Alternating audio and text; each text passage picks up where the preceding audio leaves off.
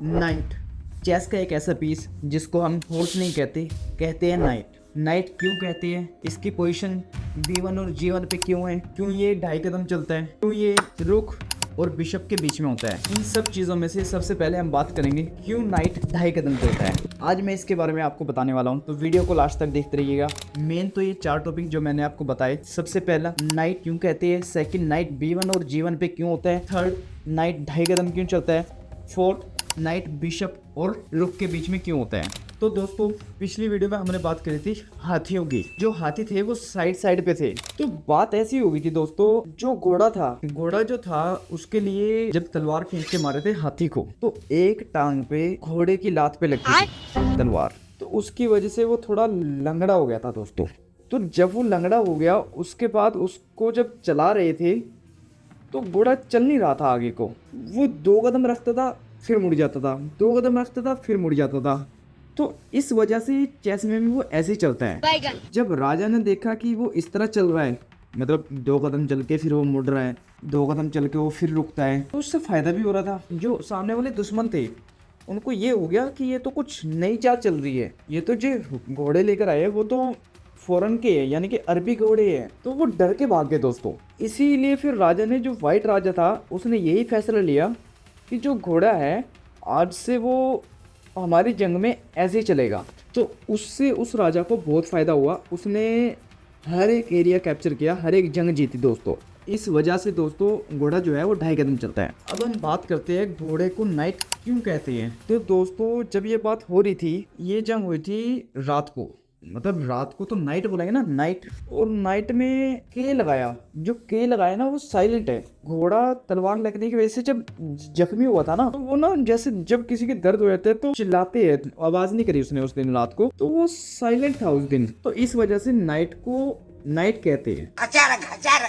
हाँ मुझे पता है कोई लॉजिक नहीं है, लेकिन बात यही है।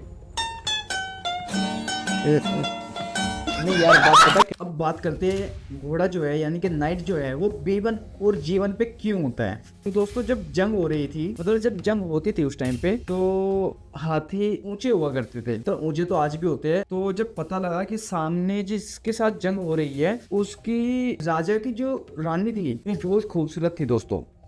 वैसे तो ब्लैक थी बट खूबसूरत थी, ओनली रानी खूबसूरत थी, राजा वगैरह सारे वैसे थे। तो जब व्हाइट वाले सेना को पता चला कि जिसके साथ लड़ाई हो रही है उसकी क्वीन बहुत खूबसूरत है, तो सब ना बाहर को जा कर देख रहे थे। रुक तो साइड पे था ही, मतलब हाथी तो साइड पे था ही, वो तो देख ही रहा था आराम से। तो उस दौरान क्या हुआ, घोड़ा भी कह रहा था कि मैं भी देखूंगा रानी को। तो उसने क्या किया, वो ऊंट के नीचे से निकल गया, ऊंट के नीचे से निकल के हाथी के, मतलब हाथी और ऊंट के बीच में चला गया। वो जा तो रहा था, उसके हाथी के नीचे से भी आगे निकलना चाह रहा था घोड़ा, लेकिन क्या हुआ फिर उसके तलवार लग गई थी दोस्तों।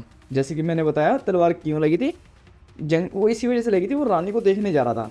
तो जब वो रानी को देखने जा रहा, उसके नीचे से तो निकल गया वो ऊँट के नीचे से, लेकिन वो हाथी के नीचे से निकल नहीं पाया क्योंकि उसको उससे पहले ही तलवार लग गई थी, और तलवार लगने की वजह से वो वापस भी नहीं आ पाया।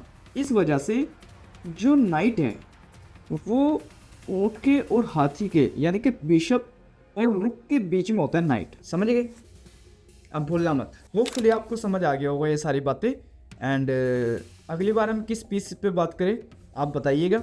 एंड अगली बार हम बिशप के बारे में दोस्तों बात करेंगे। बिशप के बारे में कोई एक लॉजिक, कोई अच्छा लॉजिक आप कमेंट करके ज़रूर बताइए, जो हम वीडियो में नेक्स्ट कवर कर सके। एंड ये सीरीज़ हम पूरे 64 पीसेस पे अप्लाई करेंगे। 64 नहीं, मतलब 8 दूनी 16 पीस पे तो करना ही करना है। एंड जो पोन है, पोन के बारे में भी हम कहानी लिख रहे हैं, करेंगे उस पर भी कार्यक्रम। एंड बाकी हम रात को लाइव आते हैं दोस्तों 10:30 से 12 बजे, तो आप आ जाना रात को live. Thank you so much और मिलते हैं नेक्स्ट वीडियो में। Thank you.